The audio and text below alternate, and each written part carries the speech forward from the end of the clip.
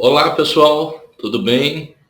Meu nome é Wagner Lacerda, eu sou professor de português do Linguagem Diplomática e vim trazer para vocês uma aula bem bacana sobre gramática daquelas. Tem muita gente pedindo, né? Tem comunicado com a gente uma aula de gramática completa, quando que tem, quando que vem, está na ordem aí da nossa programação. Bom, e o assunto inicial que está lá no programa, né? É só ler lá no edital, o assunto inicial que eu escolhi foi acentuação. Tá? Acho que é um assunto importante por dois motivos. Primeiro, na prova de primeira fase, muito, assim, não acho nada impossível pensar em questões envolvendo acentuação, como já houve. Né? E pensando também já na prova de segunda fase.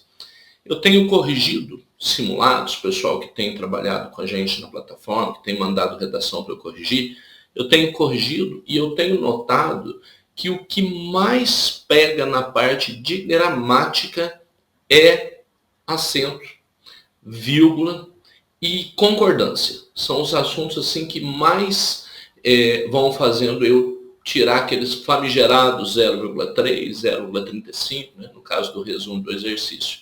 Então é um assunto legal, não é um assunto mais difícil do mundo, mas também tem muitos detalhezinhos que a gente precisa ir acompanhando.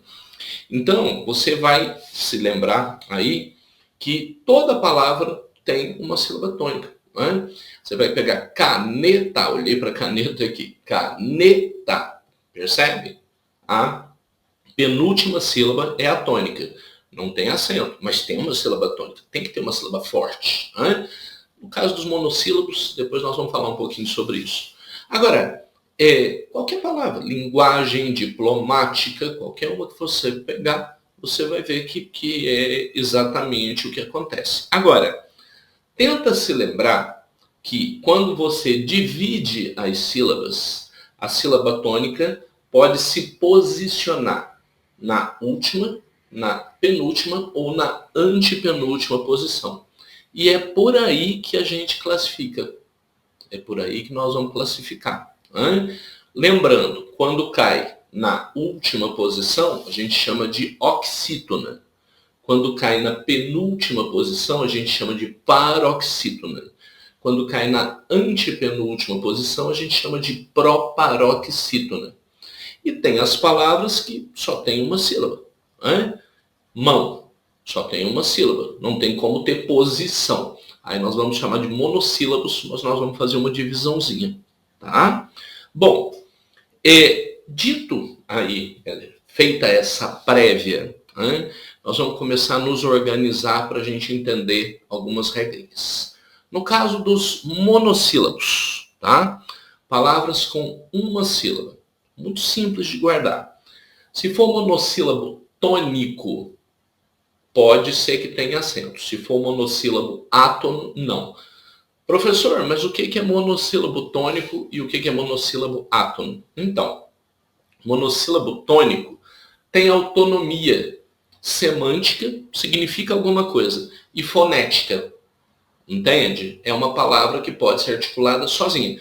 Por exemplo, olha ali nos exemplos que está no material que eu vou enviar para vocês. Traz, mês, pó, né? Dá, do verbo dar, aí, né?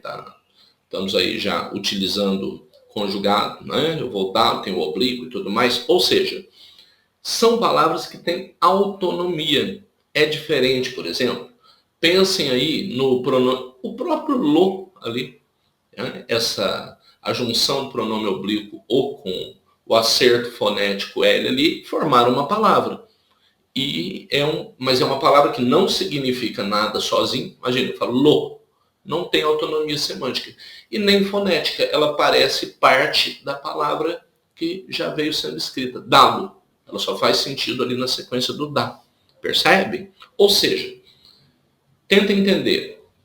Monossílabos tônicos, ok? Vão ter acento quando terminar com A, E e O, seguido ou não de S. Já pensa aí. S não atrapalha.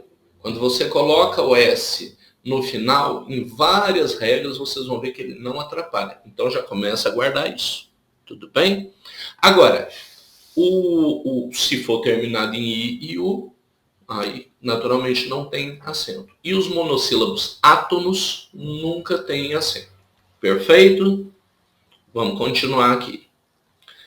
Olha que legal. Aí você vai tentar guardar aí o seguinte.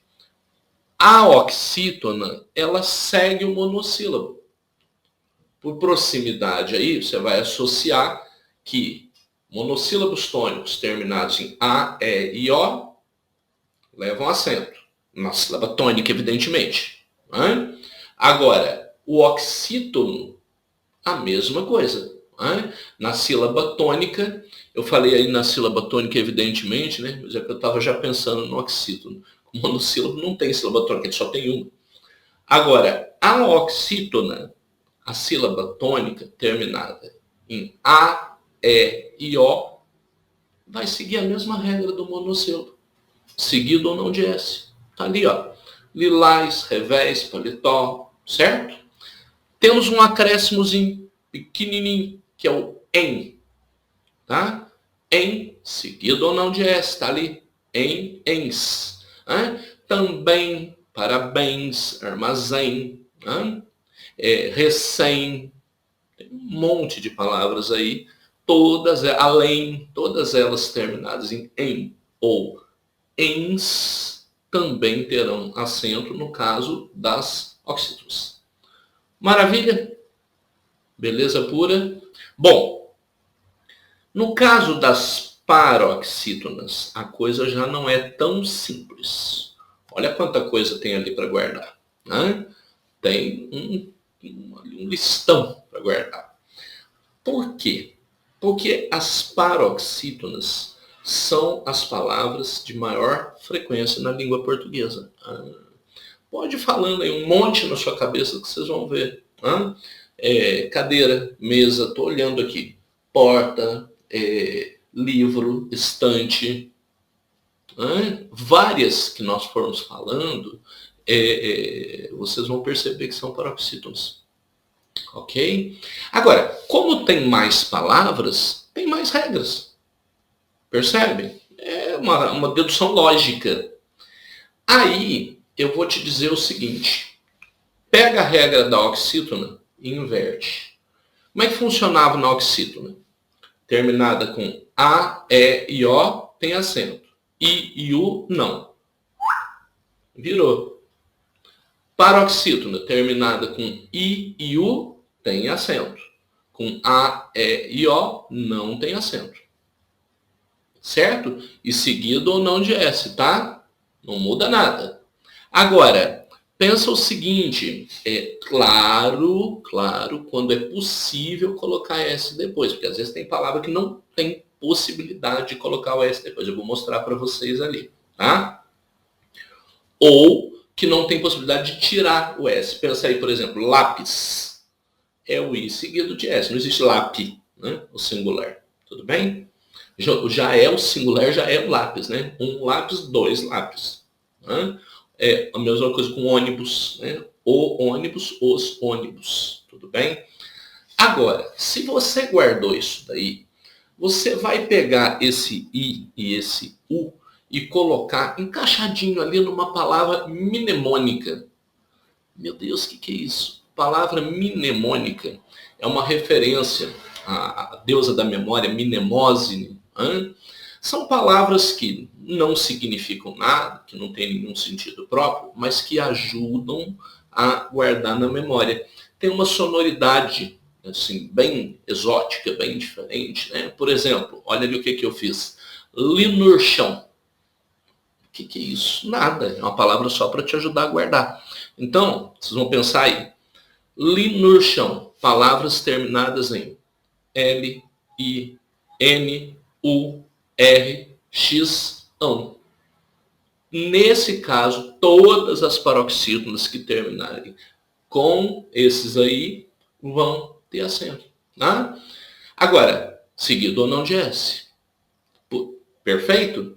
Você pensa assim, fácil, tá ali, L. Fácil, paroxítona terminada em L. Fáceis, mesma coisa, só que o som não fica fácios. O S entrou depois do L, mas por uma construção fonética e da evolução da língua, nós passamos a ter o quê? Passamos a ter fáceis. Perfeito? Além disso, como é que vocês vão guardar o resto? Aí você pensa assim, li no chão, fácil de guardar, certo? Se o tá ali, o tá do ladinho dele, tá? Que mais? Também quando termina em seguido ou não de S, né? Álbuns, por exemplo, também com a terminaçãozinha bem diferente, PS, é fácil de guardar. Bíceps, não vou exibir aqui meus bíceps não, para não impressionar com tamanho e volume. Bíceps, tríceps, fórceps, qualquer palavra assim. E terminado em ditongo crescente. Ah, meu Deus. E aí? O que é ditongo crescente? Nossa, eu não lembro. Calma, gente, calma. Tá? Vamos tentar pensar aqui, por exemplo, numa palavrinha aqui embaixo, tá? Vamos achar aqui o vácuo, tá? Olha ali, a nossa listinha de exemplos, a antepenúltima.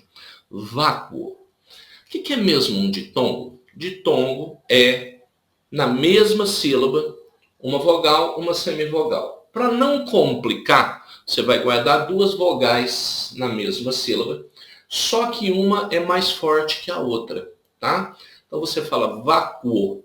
Você consegue perceber o tem uma sonoridade muito mais marcante, né? Vácuo. Percebem? Quando você vê isso, por exemplo, vou te dar um outro exemplo. Água. Água. O A é muito mais forte que o U. Ou seja, quando você vê isso, quando termina a palavra com ditongo crescente, você vai lembrar que, se for paroxítono, evidentemente, que tem acento, tá? É porque ficar guardando vogal, semivogal e tal e coisa, eu acho um pouco complicado para a memória. Não vai te ajudar em absolutamente nada. Vai por mim. Então, você lembrando disso, tá? Fica bem fácil. Mas como é que eu vou identificar? Pela sonoridade. 99% das vezes você não vai ter dúvida nenhuma. Agora, às vezes dá uma duvidazinha. Uma coisa que eu te digo é o seguinte: A não vai ser semivogal. E I e U normalmente são as semivogais. Percebem? E às vezes o som, às vezes tem E com som de I, O com som de U. O som de I e U normalmente é mais fraco que o som de A, E e O. Por isso, inclusive, que tem ali essa divisão na hora das regras de acentuação. A, E e O ficam sempre de um lado e I e U ficam do outro. Perfeito? Bom, agora, isso daí te ajuda a lembrar do ditongo e te ajuda a lembrar de uma coisa que nós vamos precisar já, que é o hiato. Hiato é quando você tem duas vogais. Elas estão lado a lado, mas estão em sílabas diferentes. Percebe?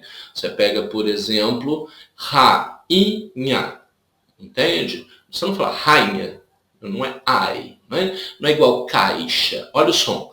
Caixa. Rainha. Você não fala rainha. Você não fala caixa. Completamente diferente. Percebe? Então diferencia aí o ditongo do hiato, tá? E você já sabe então que paroxítono terminado em ditongo crescente, o que acontece? Acento. Claro, onde? Na sílaba tônica. Então, paroxítonas terminadas em li no chão,